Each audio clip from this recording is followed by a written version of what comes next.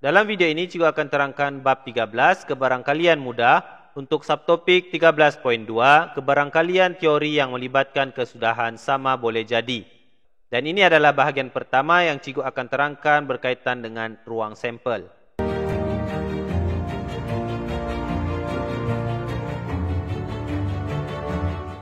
Ruang sampel bagi suatu eksperimen. Ruang sampel ialah suatu set yang menyenaraikan semua kesudahan yang mungkin dalam suatu eksperimen dan ditandakan dengan S. Contoh 1, senaraikan ruang sampel bagi eksperimen berikut. Jadi kita perlu senaraikan semua unsur bagi eksperimen yang berikut. Yang pertama, satu huruf dipilih secara rawak dari perkataan makanan. Maka kita akan tuliskan ruang sampelnya, yaitu S, dan buat tata tanda set, dan senaraikan hurufnya yang terdiri daripada M, E, K, E, N, E, N. Maka huruf ini ialah ruang sampel bagi perkataan makanan.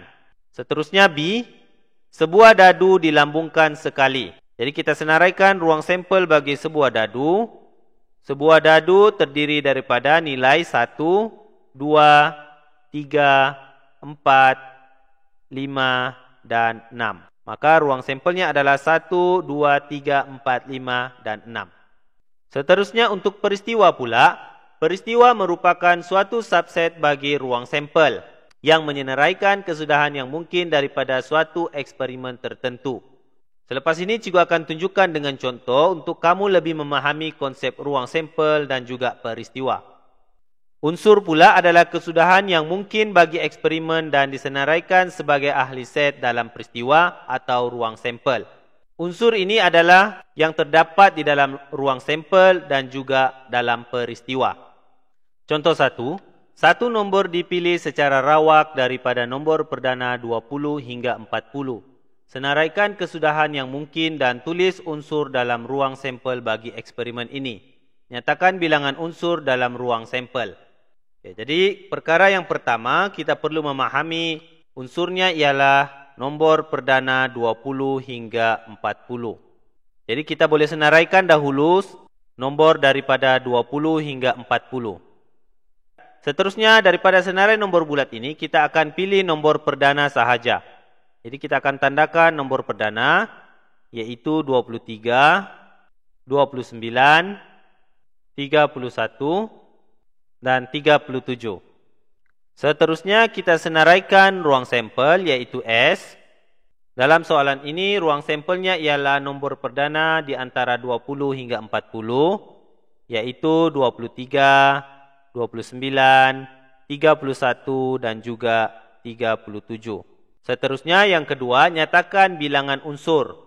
Unsur yang terdapat di dalam ruang sampel ialah 23, 29, 31 dan 37. Maka kalau kita kira jumlah bilangannya ialah 4. Jadi kita boleh tulis bilangan unsur tersebut N buat kurungan S yaitu mewakili bilangan unsur untuk ruang sampel.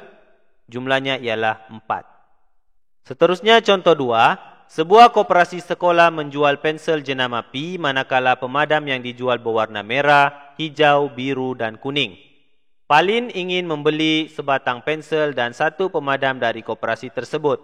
Dengan bantuan gambar raja pokok, senaraikan kesudahan yang mungkin dan tulis unsur dalam ruang sampel pasangan barang yang boleh dibeli oleh Palin. Nyatakan bilangan pasangan itu.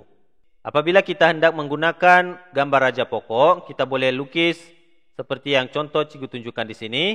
Kerana cuma ada satu batang pensel iaitu jenama P dan ada 4 pilihan pemadam iaitu berwarna merah, hijau, biru dan juga kuning. Maka kesudahannya kita boleh senaraikan. Untuk pasangan yang pertama kita boleh tulis P dan juga M iaitu pensel P dan juga pemadam berwarna merah. Pasangan yang kedua pula pensel P dan juga pemadam berwarna hijau. Pasangan yang ketiga pula pensel P dan juga pemadam berwarna biru.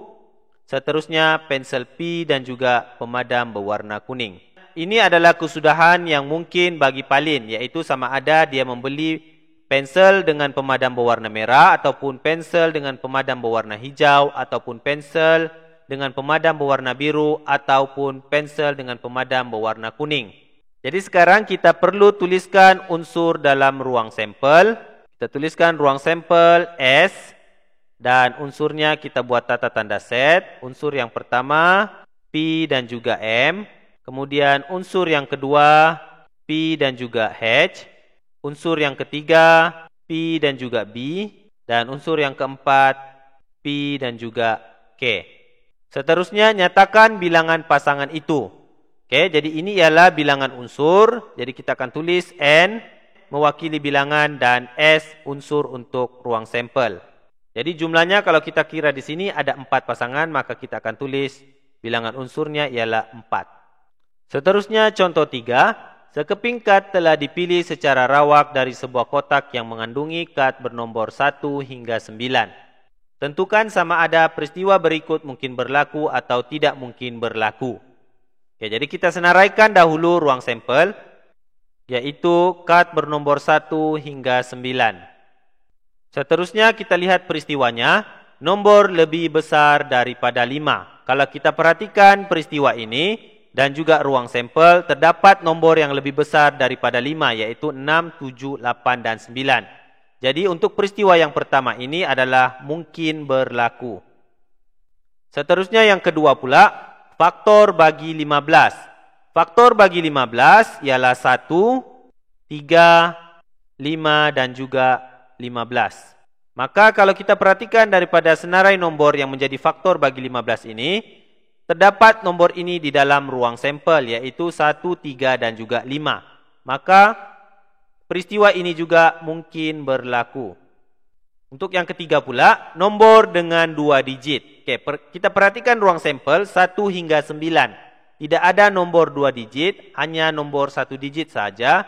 Maka peristiwa yang ketiga ini tidak mungkin berlaku. Seterusnya contoh 4, peristiwa bagi suatu eksperimen. Dalam satu acara sukaneka, peserta perlu mengambil sekeping kad secara rawak dari balang yang mengandungi kad bertulis huruf K, E, S, U, T. Senaraikan unsur dalam ruang sampel bagi peristiwa memilih E huruf konsonan. Maka kita senaraikan dahulu ruang sampelnya, yaitu K, E, S, U, T. Untuk soalan E, peristiwa memilih huruf konsonan daripada ruang sampel ini, maka kita akan senaraikan peristiwa memilih huruf konsonan, yaitu unsurnya K, S, dan juga T. Seterusnya untuk B pula, peristiwa memilih huruf vokal. Jadi kita senaraikan unsur bagi peristiwa memilih huruf vokal, yaitu unsurnya E dan juga U. Ini saja penerangan yang cikgu berikan dalam video ini untuk subtopik 13.2, kebarangkalian teori yang melibatkan kesudahan sama boleh jadi, yang melibatkan ruang sampel. Jadi cikgu harap kamu boleh memahami konsep ruang sampel ini dan cikgu akan terangkan konsep yang seterusnya, yaitu menentukan kebarangkalian dalam video bahagian yang kedua.